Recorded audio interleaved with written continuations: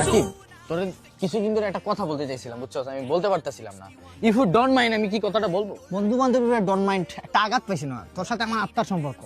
বিষয়টা হলো কি জানোস, আমি তো তোর অনেকদিন ধরে দেখি, মানে তোর ভিতরে একটা পরিবর্তন দেখতে পারতেছি, মানে তুই ইদানিং হ্যান্ডসাম হয়ে গেছিস। ও তারপরে মানে তারপরে মনে কর তোর এই চুলগুলো অনেক Silky, সিল্কি silky। লাগে, সিল্কি সিল্কি, দাড়ি মুছ উঠে গেছে, আর ড্রেসিং সেন্সটাও চেঞ্জ হয়ে গেছে তোর।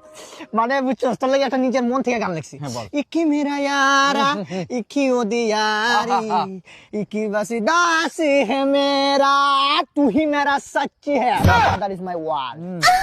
কি রে কি ও অবস্থা? মা গো, এত কালা বুলা এনো কেনে? মাপসাই ভাই মাপসাই, খালি গেঞ্জি দেখা যায় আর কিছু না। গুনিনের জিন গো, গুনিনের জিন।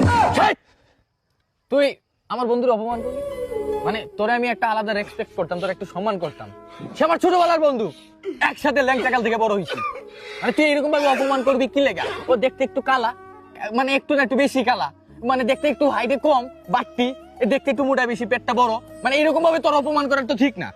মানে ওর মুখের মধ্যে গর্ত, দেন মনে কর ওর চোখগুলা মনে কর টলার মতো, মানে তুই এরকম ভাবে তো অপমান করার তো ঠিক না। না। মানে হাতগুলা দেখছস মনে কর মনে গন্ডারের মতো, তো এই জন্য কি তুই তোর ওর অপমান করবি? না, না। হ্যাঁ, ওর অপমান করার একমাত্র দায়িত্ব হইলো আমার। একালা বড় হরতে ইন দিকে